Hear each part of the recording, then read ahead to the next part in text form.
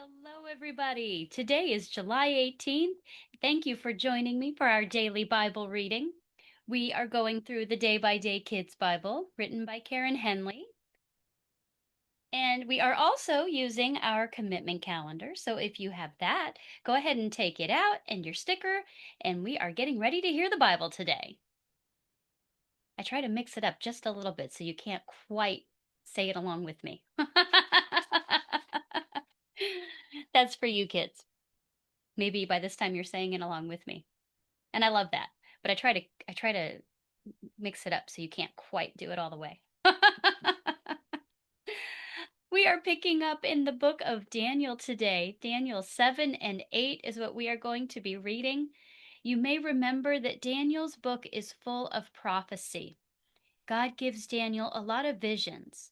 Daniel is taking place during the time of the exile to Babylon, and he is working in the Babylonian court. He is now working under a different king, and the name of this king is Belshazzar.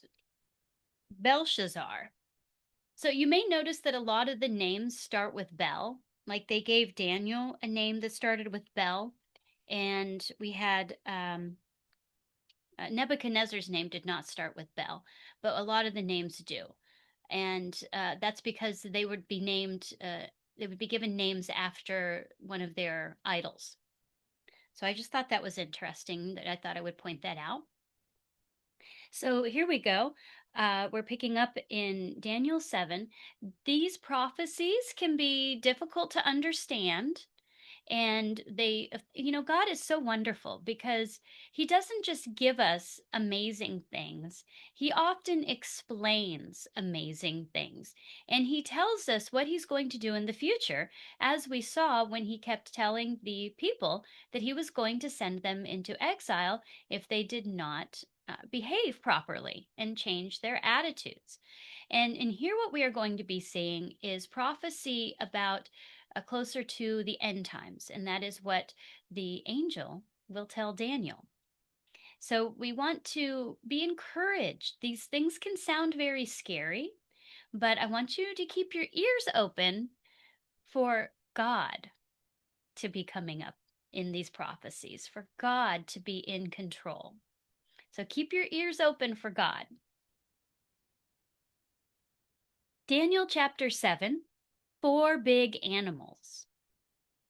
Belshazzar was now king of Babylon, and during the king's first year, Daniel had a dream. He was in bed at night and he saw pictures in his mind. That's called a vision. So he wrote down his dream. I saw 4 winds from heaven. They made big waves in the great sea. Then 4 big animals came out of the sea, and they were all different from each other. The first animal was like a lion with eagle wings. The next animal looked like a bear. Another animal looked like a leopard with 4 wings and 4 heads. The last animal was terrible, scary, and strong. It had iron teeth and 10 horns. I was thinking about the horns. Then I saw a little horn grow up with the others, and it pushed 3 of the first horns out. This little horn had eyes like a person's eyes. It had a mouth, and it talked proudly. And I watched. Kings' thrones were brought in. Then the God of all time sat down. His clothes were as white as snow. The throne he sat on burned with fire. It had burning wheels. A fire river flowed out in front of him, and thousands served him. 10,000 times 10,000 stood in front of him. The judge and his helpers sat down. Then the books were opened. In my dream, I kept watching. I saw someone like a person. He came with heaven's clouds. He went to see the God of all time. He was given power and greatness, and all people and all nations worshiped him. His kingdom will last forever. It will never end, and it will never, ever be torn down. I, Daniel, was upset. The pictures in my mind troubled me. I went up to someone who stood there and I asked him what the meaning of the special dream was. And he told me the meaning. He said that the four big animals stand for four kingdoms. They will come on the earth, but God's people will get the kingdom. They will have it forever. Yes, forever and ever. Then I wanted to know the meaning of the last animal. It was the most scary. I wanted to know about its 10 horns and that little horn.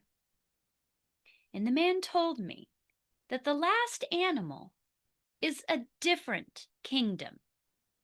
It will eat up the whole earth. It will run over it. The man said that the 10 horns stand for 10 kings, and they will come from this kingdom. Then another king will come, and he will be different from the others. He will take over from the others, from the 3 kings, and he will talk against God. He will give God's people a hard time. He will try to change God's special days and laws. He will rule over God's people for a while. But the judge and his helpers will meet together. They will take the different kings' power away. They will get rid of him forever. Then God will give the kingdoms to his people. He will give them the kingdom's power and greatness. His kingdom will last forever. All rulers will worship and obey God. This was the end of what I saw. I, Daniel, was very upset, and my face lost its color, but I didn't say anything more about it. Chapter 8: A Ram and a Goat. Belshazzar had been king of Babylon for 3 years. Then I, Daniel, had another special dream. I saw myself in a city far away beside a river. There I saw a ram with 2 long horns. No other animal could stand against it. No one could save others from its power. He became great. All of a sudden, a goat came from the west. This goat had a big horn between its eyes. He pushed the ram with his 2 horns down to the ground, and the goat with 1 horn became very great. Then his big horn broke off. 4 horns grew where it had been. Another horn came out of the 4 horns. It was small at first, but it grew until it reached the stars. Then the horn made itself as great as the Prince of the Stars. It pushed down the special, holy worship house. It pushed truth down too. Then I heard a special holy angel talking. Another special holy angel answered, "How long will it be before this dream comes true?" He told me, "It will be 2,300 evenings. It will be 2,300 mornings. Then God's holy worship house will be special again." I tried to understand the dream, and then I saw someone who looked like a man. I heard a man's voice. It said, "Gabriel, tell this man what the dream means." He came close to where I stood, but I was scared. I fell down with my face to the ground. "Son of man, understand this," he said. "This special dream is about the end of time." Now I was sleeping deeply, but he touched me and he lifted me up to my feet. He said, "I will tell you what is going to happen. The dream is about the time when the end comes. The goat with the long hair is the king of Greece. The big horn between his eyes is the first king. The 4 horns that grew up are 4 kingdoms. They will not be as strong. People will be against them, and the people will get mean. Then another king will come, and he will have a hard look on his face. He will be very good at planning lies. He will get very strong, and he will win at whatever he does. This king will get rid of strong people and holy people. He will lie to get riches, and he will think he is the best, and people will think they're safe. But he will get rid of many of them. He will stand up against the Prince of Princes, and then the king will be torn down, but not by people's power. The dream about mornings and evenings is true. It's about what will happen a long time from now. And that is the end of our reading today. Daniel was given some amazing visions, some amazing dreams, and he was told that they were true. So we also know that they are true. And God is so gracious to explain to Daniel what it is he was seeing.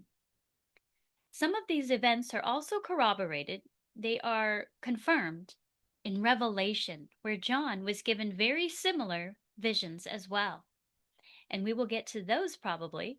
I'm sure that they will talk about those when we get to that book, which is at the very, very end of the Bible. So we see that there are terrible things that will come. God tells Daniel that all people and nations will serve Jesus. That is the good thing. Did you see God in there too? God's people will eventually get the kingdom forever and ever. But before that happens, terrible things will happen. There will be a king who comes. And now in today's society, we may call that king a country's president. I think not many countries anymore call their leaders kings. We are told that this king, who will be very bad, will talk against God. He will take over 3 kings, and he will give God's people a hard time. He will try to change God's special days and laws. What are God's special days? God's special days are the days of Passover and the counting of the Omer and days like that. Those are called the Moedim, the appointed times. We have Yom Kippur that is coming. We have the Tabernacle, the Feast of Tabernacles. Those are God's appointed times. They are called God's special days. So, according to the book of Daniel, a king or a ruler will try to change those days.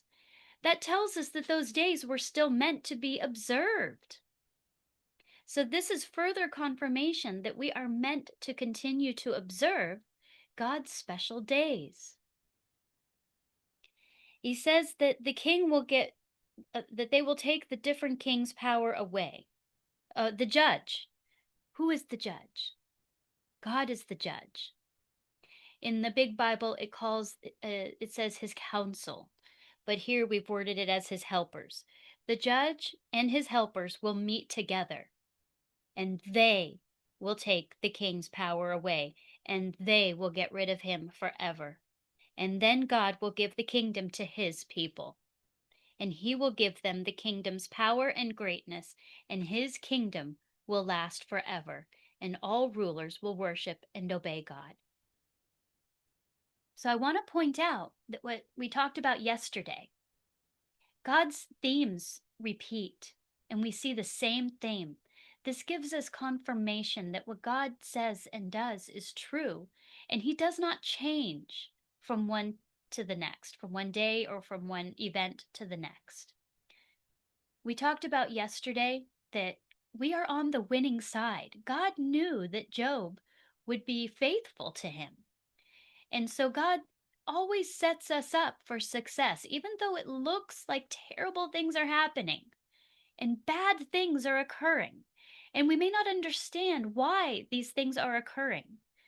But when these things do occur, when we reach these times, and it may not be in our generation, but for the whatever generation this occurs in, this bad person will overcome and hurt many of the saints. We are the saints. We are God's people. He will hurt and kill and get rid of many of God's people. And people may say, why would God allow this to happen? Why are these things happening? Why didn't God protect them? We read yesterday that God said that all people belong to him.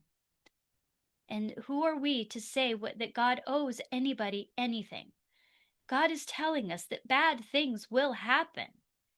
But we also know that at the end, that God will raise up those people who have died for as I'm drawing a blank on the name. Martyrs. That's called a martyr when God's people are killed for being God's people. And we know that this person, whoever comes, will be very, very powerful, and he will not be able to be stopped by people. God himself has control, and he will stop this bad person. This person will be so great that people cannot stop him. So it's going to look very, very, very bad. And people are going to say, there is just no way any of this can be stopped. We can't do anything. It looks hopeless. It looks helpless. But God is telling us in advance that while it will look helpless and hopeless, and that no person can do it, he alone will do it. And he tells us the same thing with Daniel's second vision, with this other prophecy, where he says that people will be against them. The people will get mean. And Jesus told us as well that in the end times, the love of most will grow cold. So it says people will be against them. The people, meaning against God's people. The people will get mean, and then another king will come, and he will have a hard look on his face, and he will be very good at planning lies. He will get very strong, and he will win at whatever he does. So he's going to look very successful. And he says that this king will get rid of strong people and holy people. So it will look terrible. It will look like he's just successful at everything he does. God already tells us in advance he will succeed. But we need to remember who is in control. God is in control. Daniel is told that this king will think he is the best, and people will think that they are safe. But he will get rid of many of them. This awful person will get rid of many good people. And people may be tempted, believers may be tempted to say, how could God do this? How could God let these people be killed? But God is telling us in advance that this will be the case. And God will stand up. He says, oh, this king will stand up against the Prince of Princes, who is Jesus. And then the king will be torn down, but not by people's power. So again, the battle belongs to the Lord. And that is our big application today, is to see that still, even though things may look terrible, horrible, horrible things could be going on, but you need to remember that God is still always in control. And God does allow these things to happen for a time. And then, when it looks like everything is helpless and hopeless, He will show that He is powerful and nothing is impossible for Him. And He will strike down that king. We are on the winning side, even if it means going to our death, as Jesus went to His death in order to bring us life. Jesus obeyed God even to death, and He is our great example of how we are to behave and maintain our faith, no matter what, that we not turn away from God, that we are firm like Job and like Jesus, that we not be tempted to speak poorly of God, and that we stand firm in our faith. So that, and Jesus tells us at the end, we've read about that in Revelation, when Jesus is giving the warnings to the different cities, He tells them that to those who are stand strong in the faith, to them He will give the crown of life, and that those who have ears to hear and eyes to see, let them hear and let them see. So Jesus tells us, He says, to the one who overcomes, I will grant the right to eat from the tree of life, which is in the paradise of God. And then He tells the next one, the one who overcomes shall never be harmed by the second death. And again, He says, I will, to he who has an ear, let him hear what the Spirit is saying to the Messiah's communities. To the one who overcomes, I will give some of the hidden manna, and I will give him a white stone, and written on the stone a new name that no one knows except the one who receives it. Jesus says, then all of Messiah's communities will know that I am the one who searches minds and hearts, and I will give to each of you according to your deeds. He who has an ear, even as I have received from my Father, so I will give him the morning star. He who has an ear, let him hear what the Spirit is saying to Messiah's communities. And in the same, so this is just like Job, where Job, after he was faithful, God gave him twice as much as what he had before. But he did have to suffer, and he did have to go through those trials. In the same way, we as God's saints will have to go through hard times. But Jesus has promised that for those who hold fast and overcome, He has given us many promises of rewards. So we will be granted so much more than what we have here on earth. We are not to love our life so much so as that we are to deny Him, but to maintain faithfulness to Him. So there was a lot in today's reading, don't you think? But again, God always gives us encouragement and positive outcome. And He tells us that He is in charge and He will win. And we too are able to overcome and be strong and be faithful, even though it may be hard. God has set you up for success, so you can do it. Whoever is alive during this time, when these times come and comes across these readings, let us share this event and help others to be aware so that we can spread the word about reading God's word, and so that people will see those lights and say, hey, what were people reading and writing about before this happened? And God will lead those who need to hear this message at the time. So thank you for joining me today. Thank you for clicking that like button. Thank you for sharing this and spreading the word about reading God's word. I hope you have a fantastic rest of your day. And remember that you are set up for success by our wonderful, great, and loving, holy, all-powerful, nothing is impossible for God. And I will be here for everyone again tomorrow.